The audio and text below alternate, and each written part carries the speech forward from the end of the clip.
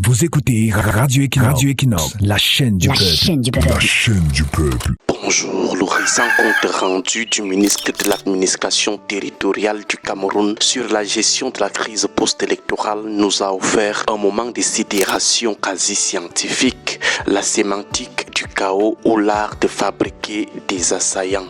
En affirmant que 615 assaillants ont été mis en liberté au cours d'une information judiciaire express, le ministre ne s'est pas contenté de livrer un chiffre, il a bousculé les fondements même de la polémologie. En écoutant cette déclaration, on se surprend à sursauter. Comment un État censé être le garant de la sécurité nationale peut-il appréhender des forces hostiles pour les relâcher dans la nature en moins d'une semaine? Si l'on s'en tient à la rigueur des dictionnaires spécialisés, un assaillant n'est pas un simple kidam égaré. C'est un insurgé, un membre d'une bande armée organisée dont l'objectif est d'attaquer les positions des forces de défense, de détruire les points névralgiques d'un pays et de nuire gravement à ses richesses et à sa population. Par définition, l'assaillant est un rebelle en pleine agression militaire et politique contre l'État. Face à cette libération massive et fulgurante, l'ironie devient la seule protection contre l'absurde.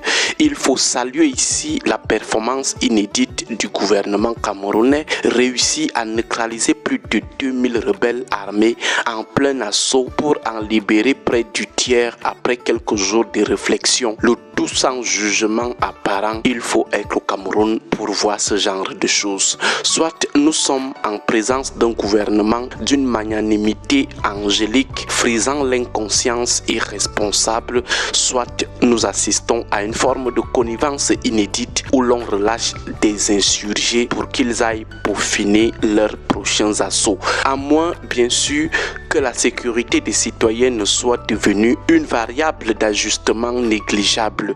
On n'exécute plus, on ne juge plus, on laisse les rebelles armés vaquer tranquillement à leurs occupations après une brève escale dans les géoles de la République. C'est quand même marrant. C'est une première mondiale dans les annales de la lutte contre l'insurrection.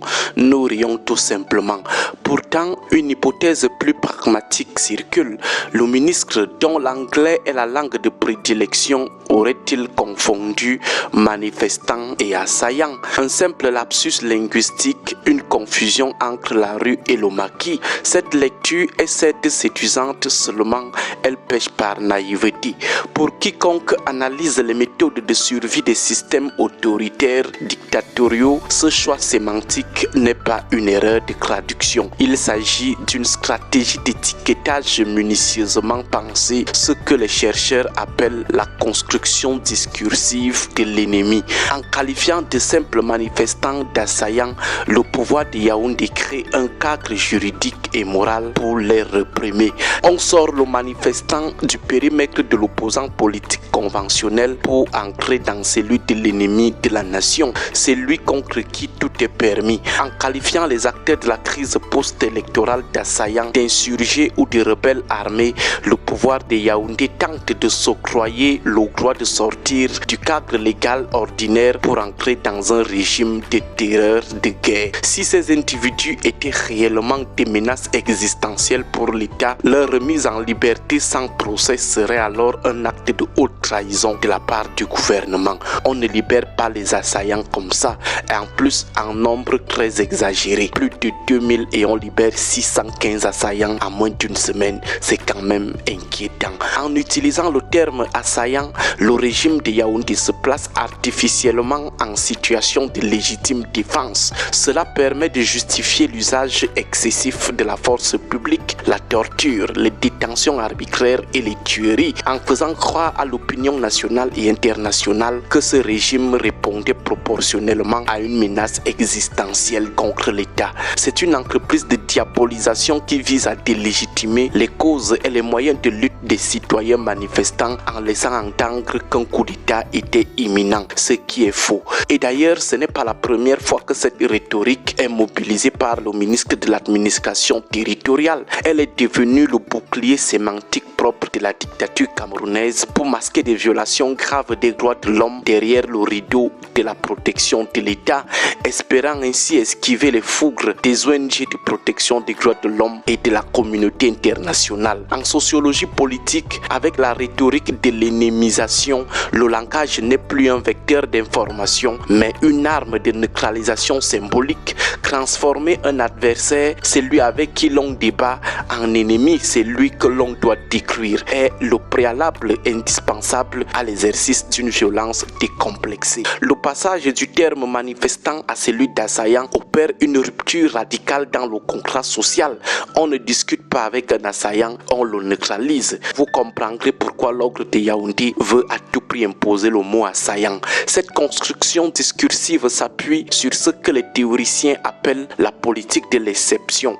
Il y a une dimension de délégitimation par le stigmate. En jetant le manifestant dans le camp des ennemis de la nation, on sature l'espace public d'une peur qui paralyse toute empathie envers les victimes de la répression. Justifier cette répression. L'assaillant devient une figure monstrueuse, dénuée de gloire, dont le traitement brutal et inhumain ne choque plus l'opinion, car son assassinat, sa torture est présenté comme une nécessité de survie collective. Le prétendu lapsus que certains veulent attribuer au ministre de l'administration territoriale n'est donc rien d'autre qu'une technique de communication de crise visant à masquer une barbarie d'État sous les oripeaux de la défense du territoire contre des assaillants, transformant ainsi une simple contestation civile en un champ de bataille virtuel où la torture et les tueries deviennent légitimes. Agréable journée à tous, que Dieu et nos ancêtres veillent sur notre pays.